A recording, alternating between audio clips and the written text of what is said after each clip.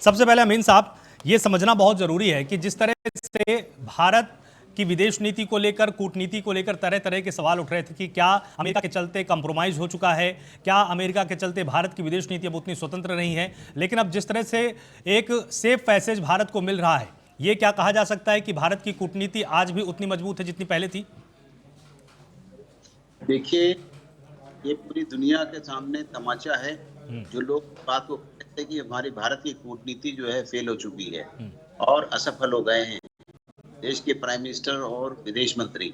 लेकिन आप देखिए, यही कूटनीति है मैं दिखा रही है पूरी दुनिया में कि ट्रम्प के जो शिप हैं वो टारगेट किए जा रहे हैं, गल्फ कंट्रीज के सारे वो टारगेट किए जा रहे हैं और हर एक के ऊपर आफत आई हुई है। लेकिन आप देखिए, हमारा जो तिरंगा है वो लहराकर हमारा जो है ऑयल का वो वहां से हरमुज स्टेट से क्लियर कर दिया गया ईरान के द्वारा।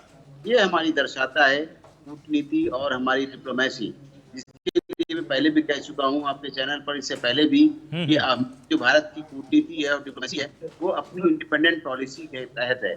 हम किसी की नीति को फॉलो नहीं करते, हम किसी के पीछे जाते नहीं है। और आपने देखा है कि दुनिया में जब भी कभी ईरान के ऊपर बंदिश लगी है या आप रशिया के ऊपर बंदिश लगी है, हमारे देश ने उनका साथ दिया है। हमने किसी के दबाव में काम नहीं किया। आपको याद होगा कि हमारी जो पहले फॉरेन पॉलिसी थी ईस्ट की थी या वेस्ट की थी, लेकिन अब हमारे जब से मोदी जी आए हैं 14 से, तब से आप देख रहे हैं बराबर उनका दौरा विश्व में होता रहता है और 1-to-1 डायलॉग होते हैं, बायलैटरल ट्रीटी होती है और हर एक से स्थिति स्पष्ट है कि हमारे देश की क्या स्थिति है और दूसरे देशों की क्या स्थिति है। ये बहुत बड़ी बात है हमारे देश के लिए और जीत है हमारी, जिसकी वजह से आप देखिए कि आज दुनिया में हाहाकार मचा हुआ है। हमारा देश जो पाकिस्तान है वो भी मुस्लिम कंट्री है, वो भी परेशान है, अपने देश में हाहाकार मचा हुआ है।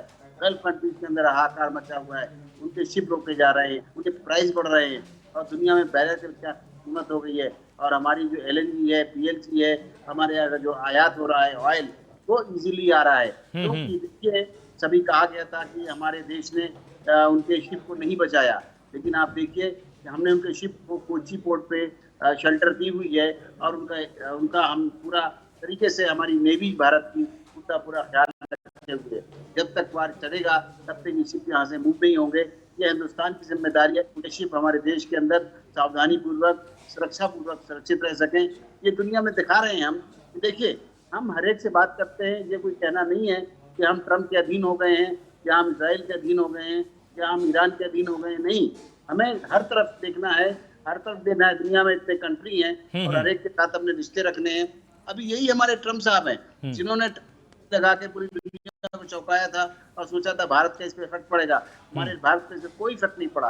आपने देखा कि हमने सफलतापूर्वक अपना काम किया, चाहे हमारी UK ट्रीटी रही हो, चाहे ऑस्ट्रेलिया की ट्रीटी रही हो, चाहे और देशों की ट्रीटी रही हो, और हमने जो है उनके साथ काम किया और हमारे देश के और रास्ते खुल गए और अच्छा हो गया हमारे लिए।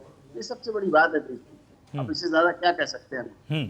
ठीक है, जिस तरह से यहाँ पर अश्विनी जी भारत को सेफ पैसेज की बात होने लग गई है, लेकिन अगर भारत के अंदर की तस्वीरें देखें तो LPG को लेकर लगातार मारामारी की स्थिति होने लग गई है। लोग पेट्रोल और डीजल की महंगाई को लेकर आशंकित हैं और अगर ये ईंधन महंगा हो जाएगा तो निश्चित तौर पर जो भारत के अन्य सामान हैं वो भी महंगे हो सकते हैं। क्या वास्तव में भारत मुद्रास्फीति की चपेट में आ सकता है या फिर धीरे धीरे आर्थिक मंदी की चपेट में आने वाला है?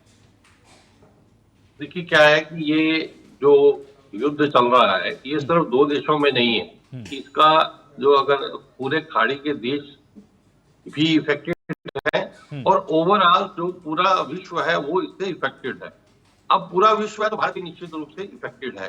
लेकिन आप जैसे हमारे पूर्व वक्ता भी बता रहे थे कि हमारी कूटनीति के कारण जो है तेल का एक जो जहाज था वो आज भारत में आ गया है, बाकी तेल के और जहाज भी आने शुरू होने की, गैस भी आनी शुरू हुई।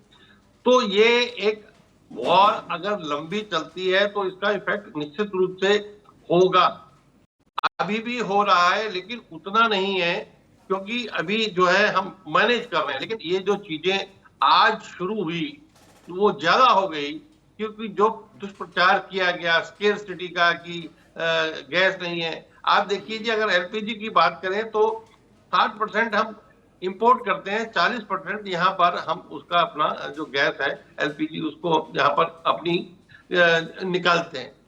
अब 40% और 60% का निश्चित रूप से अंतर है, लेकिन ऐसा इतना सडनली कोई गैप नहीं आ गया था, लेकिन उसको जिस प्रकार से क्रिएट किया गया और ऐसे अफवाहें फैलाई गई तो लोग लाइनों में लग गए। वैसे ही पेट्रोल के लिए होता है कि जिसको नहीं भरना वो भी गाड़ी लगाकर वो शुरू हो जाता है, तो ये उसका इफेक्ट आता है। हाँ, अगर लंबी वार चलती है, क्योंकि ये जो ऑयल है वो सबसे बड़ा जो इफेक्ट करता है किसी भी इकोनॉमी को, कि उससे जुड़ी हुई पूरा व्यापार जो है वो अर्थव्यवस्था है उसी से जुड़ी होती है। वो अगर महंगा होगा या कम होगा तो इन्फ्लेशन होगा और निश्चित तो होगा। लेकिन भारत के लिए अच्छी बात है कि तेल आना शुरू हो गया है, इन्फ्लेशन होगा, लेकिन मुझे लगता है कि सरकार उस तरफ भी, आरबीआई और सरकार पूरा उसको वो कंट्रोल करने के लिए प्रयत्नशील होगी कि क्या इफेक्ट जो है, क्या क्या जो है काम किया जाए ताकि ये चीजों को हम कंट्रोल में रख सकें।